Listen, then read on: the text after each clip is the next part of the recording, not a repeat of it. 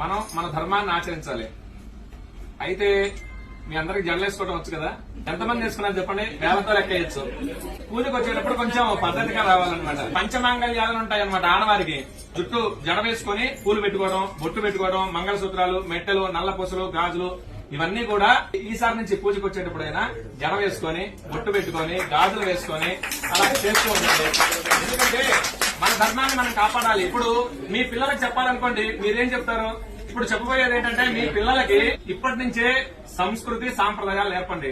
ఇప్పటి నుంచి నేర్పకపోతే తర్వాత వాళ్ళు అలవాటు పడరు. ఇప్పుడు నేను కొన్ని పూజలు చేయడానికి వెళ్ళినప్పుడు వీళ్ళు పెద్దవాళ్ళు ఇక్కడ పూజ చేస్తూ ఉంటారు, పిల్లలు బెడ్రూమ్ లోకి వెళ్ళి ఫోన్ నొక్కుంటున్నారు, టీవీ చూస్తూనే ఉంటారు.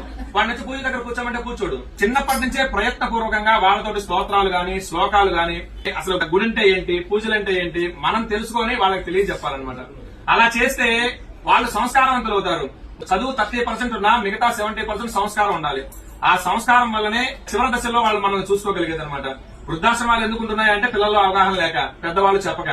అయితే ఇతర మతాల వాళ్ళు ఆ పుస్తకాలు గాని, వాళ్ళ మతాల గురించి గాని వాళ్ళు ప్రచారం చేసుకుంటూ ఉన్నారు. కానీ ఎంతమంది ఇళ్లలో భగవద్గీత గాని, భాగవతం గాని, రామాయణం గాని, ఈ ఇతిహాసాలు గాని, పురాణాలు ఎంతమంది ఇళ్లలో ఉన్నాయి? ఒక పుస్తకాలు ఎంతమంది రోజు కనీసం ఒక్క శ్లోకం చదువుతున్నారా? వెరీ గుడ్ అండి. తర్వాత భగవద్గీతకు సంబంధించి ఒక శ్లోకమైనా మీరు చదువుతున్నారా? పిల్లలకి నేర్పిస్తున్నారా? లేదు.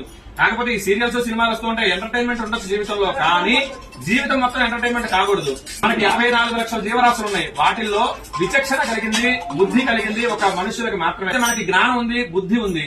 మనం హిందూ ధర్మంలో పుట్టినందుకు ఖచ్చితంగా మన హిందూ ధర్మాన్ని పాటిస్తూ ఒకళ్ళ మతం మారకుండా కాపాడే విధంగా మనం ఉండాలన్నమాట. ఇప్పుడు ఎడారి మతం వాడు వచ్చేసి నా మతంలో ఇది ఉంది అని చెప్పినప్పుడు మనం కూడా చెప్పగలగాలిగా. శివుడు ఎంత శక్తివంతుడు, రాముడు ఎంత శక్తివంతుడు, విష్ణుమూర్తి ఎంత శక్తివంతుడు, వీళ్ళు ఎంతమందితో యుద్ధం చేశారు, ఏమేం చేశారని మనకు తెలియాలి ముందు వాళ్ళకి చెప్పాలి అంటే. లేదు అంటే వాడు చెప్పేది నిజం అనుకుంటాం. కాబట్టి మనం నేర్చుకోవడం, కొంత సమయం భక్తికి, పూజలకి కేటాయించండి. అలాగనే ధర్మం తెలుసుకోవడానికి, ఆచరించడానికి కొంత సమయం కేటాయించండి. అలాగనే మీ పిల్లలకి కూడా చెప్పండి. పిల్లలకి ఇప్పటి నుంచే మొదలు పెడితేనే వినగలుగుతారు. నాకు తెలిసి మీ పిల్లలందరూ చిన్నపిల్లలు అయి ఉంటారు. మీరు కలిగిన కుర్చీలో కూర్చున్న కింద కూర్చున్న 10-12 సంవత్సరాలు వాళ్ళు అయి ఉంటారు. కాబట్టి ఇప్పటి నుంచే మొదలు పెట్టండి. ఇప్పటి నుంచి మొదలు పెడితే కనీసం రోజుకు ఒక శ్లోకం, లేదు అంటే మన ధర్మం ఇది, బొట్టెందుకు పెట్టుకోవాలి. అలాగనే ఈ కొన్ని స్కూళ్లలో బొట్టు పెట్టుకోనీరు, జడ వేసుకోనీరు, రిబ్బన్లు వేసుకోనీరు, గాజులు వేసుకోనీరు.